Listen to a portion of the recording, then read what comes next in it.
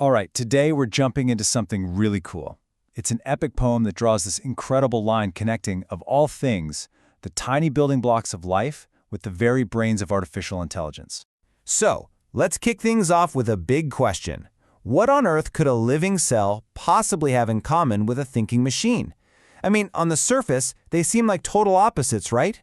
One's wet, squishy biology, the other's cold, hard tech. But what if I told you they're actually fighting the exact same battle? This is where the poem Howl for Cells and Machines comes in. It doesn't see them as rivals at all. Nope. It frames them as allies, as partners, both of them basically screaming into the void, fighting back against this universal force that wants to break everything down. And that force is chaos. Or, more scientifically, entropy. Okay, so, an unlikely alliance. To really get why they're on the same team, you gotta understand who or what they're fighting against. And it's not some comic book villain. It's a basic, fundamental law of the universe. And what's really amazing is that the poem gets super specific. It doesn't just throw the word chaos around. It actually breaks it down into two different kinds of chaos, two distinct faces of entropy that both our little biological heroes and our big digital brains are constantly up against. Okay, first up, we have the chaos of information. The poem gives it a great name, Shannon's uncertainty. Think about it like this. You're at a super loud party, and your friend is trying to tell you something important. All that background music, all the chatter, all the static that makes it almost impossible to hear the one clear message, that's Shannon entropy. It's all about noise and uncertainty. Then you've got the second kind, physical chaos. The poem has this amazing phrase for it, Boltzmann's fevered dance of disorder. This one's actually pretty easy to picture. It's why a hot cup of coffee eventually goes cold, why a sandcastle gets washed away by the tide.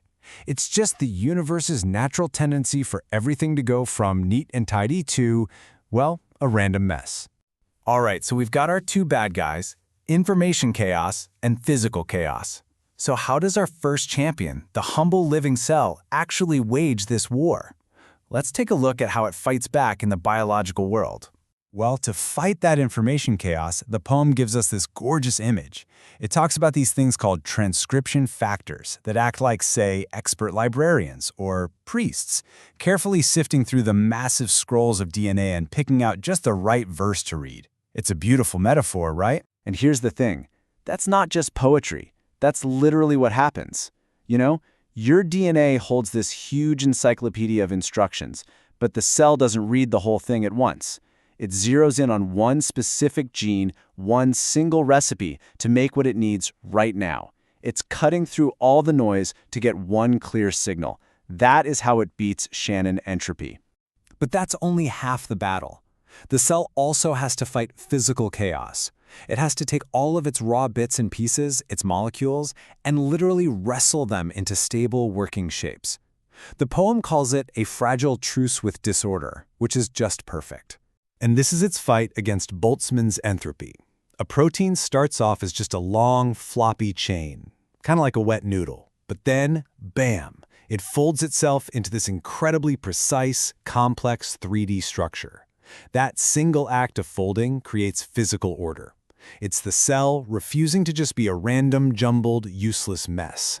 Okay, so that's the cell. Now let's switch gears and bring in our other champion, the AI.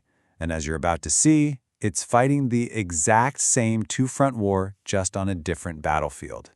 Instead of cytoplasm and proteins, its world is all about data and code. So, for an AI, what's its version of that screaming void of information? It's a massive, messy data set, right? Just tons and tons of data, a lot of it totally irrelevant.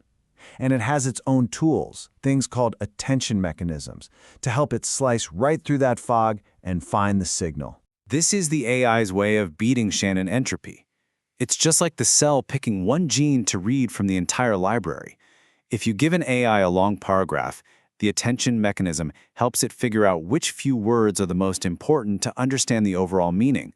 It learns what to focus on and what to ignore, which reduces its own uncertainty. And what about physical chaos?